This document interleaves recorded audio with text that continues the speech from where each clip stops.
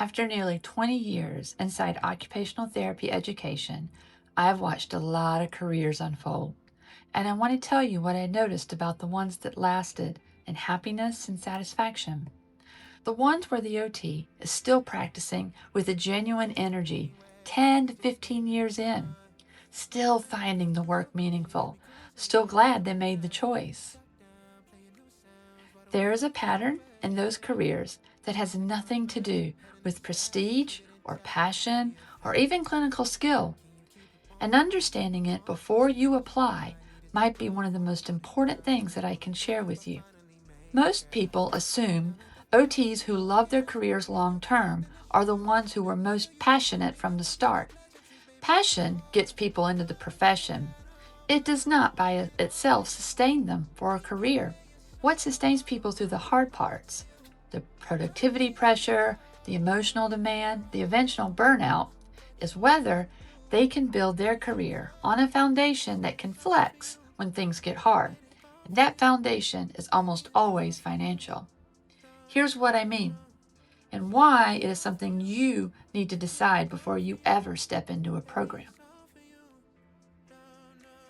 The OTs who leave in years 3 through 7 are not usually the ones who chose wrong. They are often the ones that entered the profession with debt loads that left no financial flexibility, no margin to respond to burnout, no ability to reduce hours or switch settings.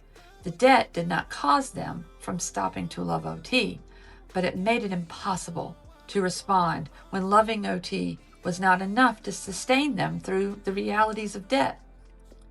Those moments arrive for almost everyone in healthcare.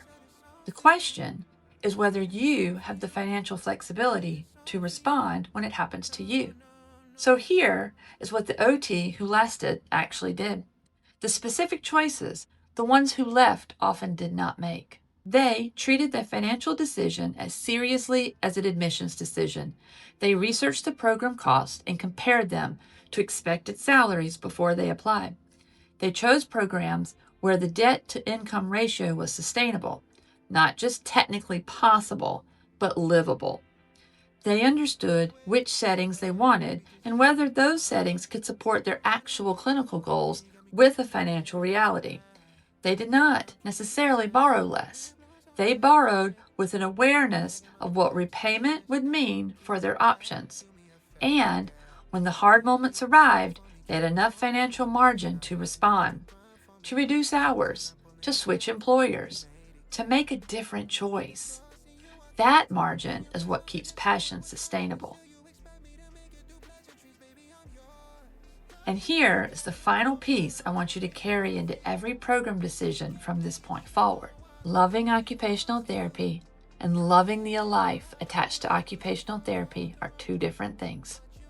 You can genuinely love this profession and still have financial constraints of high debt load, making day-to-day unsustainable.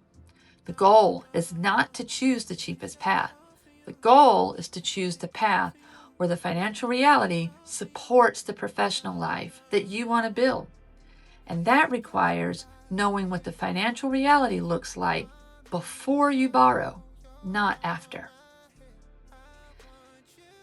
Given this program, this debt load, this geographic market, and my preferred clinical setting, will I have enough financial margin to respond when work gets hard?